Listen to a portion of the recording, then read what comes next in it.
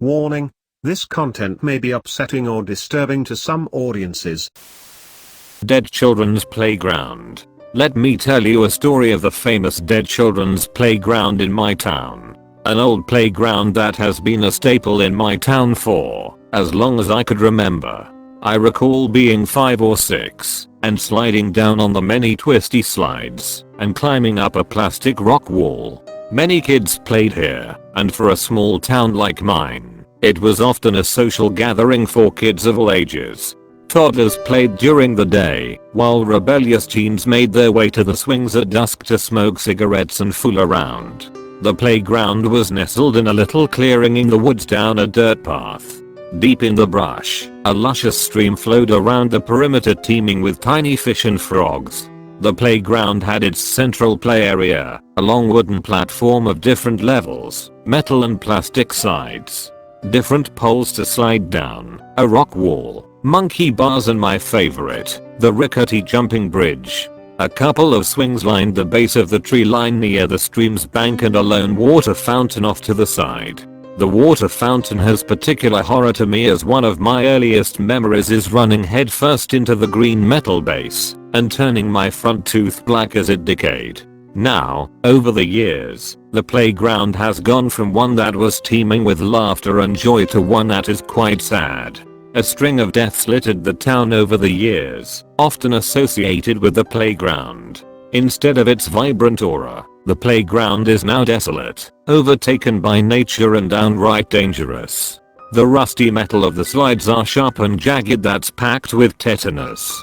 The swings are barely hanging by their rusty chains, and my favorite rickety bridge has eroded away where rusty nails protrude from the wood. Stories arose from townsfolk that the children that died over the past years haven't left us, that they inhabit the rundown playground. While reports are very common over the years, I have only had one experience that has left me pretty terrified that I don't think I'd go back. Now, we have dubbed what the locals call as the Dead Children's Playground. Mickey Wilhelm was the first one to die that I remember. I was in the 3rd grade, and Mickey was a tiny kid with chocolate brown hair cut in a neat little bowl cut that bounced with every move. He was a nice boy. I remember playing with him and my friend Chelsea often later in the afternoon at the playground when it was less crowded. Safe to say, Mother was not happy to take me in the summer as the sun went down and the mosquitoes feasted. Mother told me in the child version that Mickey had passed on one weekend. Strange, because I just saw him at the park a few days prior.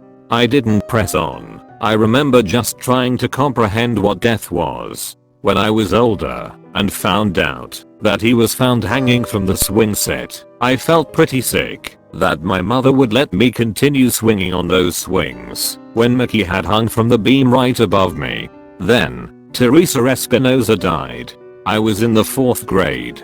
Teresa was a shy girl, still had some of her baby fat, and had thick brown hair that went way down her back almost to her butt. She wore a frayed red bandana in her hair. I always thought she was pretty cute, especially in the summer when her face was speckled with freckles. It was August, a hot day in the summer, where the one metal slide would burn your butt if your shorts weren't long enough. I slid down and crashed my landing, the burning metal stinging my lower thighs. The wind was knocked out of me when Teresa came sailing down. We laid there tangled together for a few moments, staring at each other. I felt a weird sensation in my stomach before running off, leaving her in the dust cloud as it settled. Just as quick as we crashed into one another, Teresa was gone. Like before, my mother gave me the children version that Teresa had passed on. What do you mean passed on? I pressed my mother that morning. Oh, nothing, dearie. Teresa is in heaven now, my mother reassured me. Asterisk. Like grandma is? I questioned. Yes, sweetheart, like grandma. And with that, my memory of Teresa began to vanish. Like Mickey, when I was older surfing the web, the article about Teresa's death popped up on my search. Teresa was taken to the park by her father, a notorious drunk in my town. They suspected that he abused her, evidenced by her little girl underwear thrown about in the park by the slide. Teresa was found floating in the little creek behind the park, tangled up in a mess of weeds and leaves. Her body was slightly bloated and reeked when the authorities finally found her. Her father was the main suspect, and he was arrested a few days later. Drowned by her own father, her family was torn apart.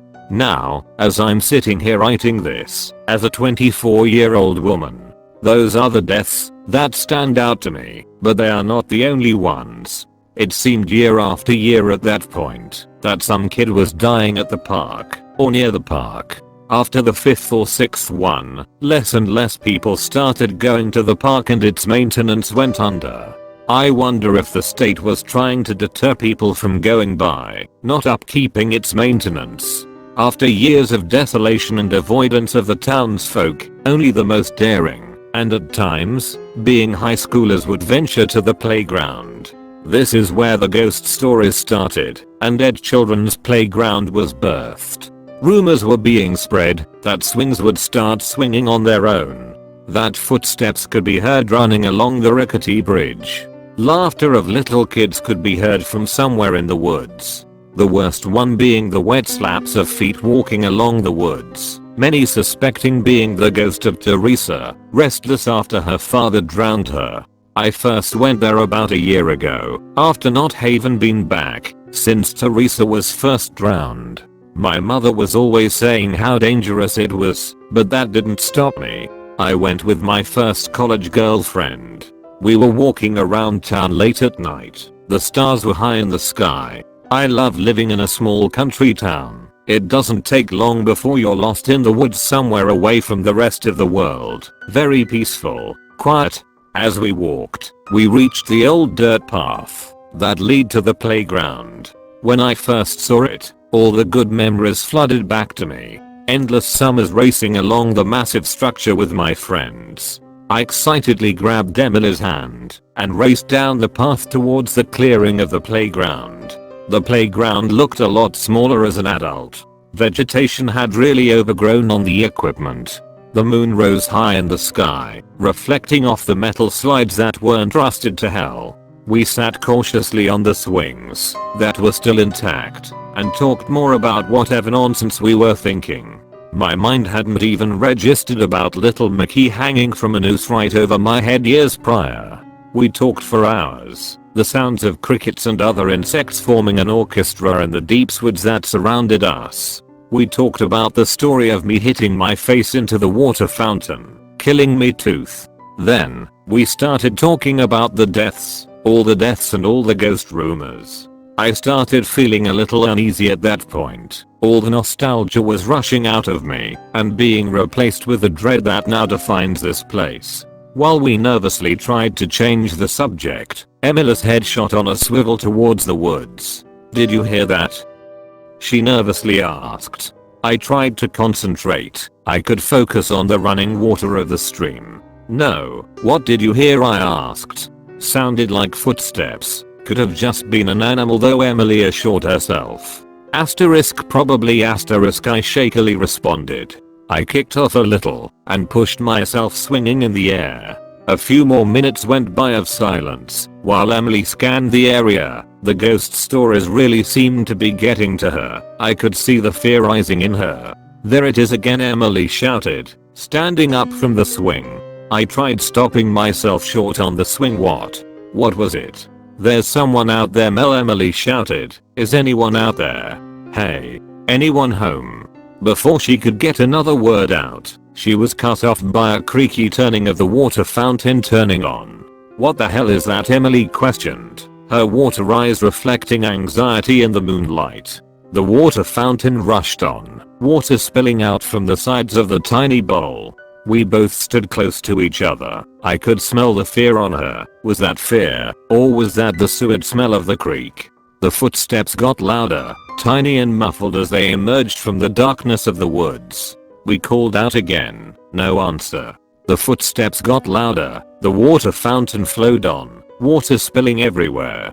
Before we raced out of the playground, never to come back. The footsteps stopped. We looked around. Watch the water fountain turn off. The last of the overflowing water spilled over. The woods went quiet, not a sound to be heard. The eerie stillness flooded into me, feeling like someone was watching us. A child's laugh squealed behind us. We both froze in place, slowly trying to turn around and fight the urge to run. When I finally braced myself, I turned towards the woods where she stood as my blood ran cold. Teresa Espinosa stood at the base of the tree line. Her thick brown hair was wet, filled with twigs and leaves. Her face was pale, her eyes blue and glazed over. A sick smile twisted across her face, her baby teeth shaped like tiny daggers. All the hairs on my body were standing erect. I could feel Emily trembling next to me. She raised her hand. Her skin was sagging off and covered in debris. She pointed towards me. Little water bugs traced along her face. She opened her mouth, where thick black sludge ran down her chin. I grabbed Emily's hand and darted towards the dirt path back onto the main road. Her little girly laugh growing louder from behind us. We raced home that night, not talking about what we saw. Emily shot down any attempt to speak about it, and we broke up a few months later, never to hear from her again. After that summer, I never returned to Dead Children's Park. I did reach out to a few of my friends recently from home to see if they have any stories about the playground. I will update if I hear anything from them.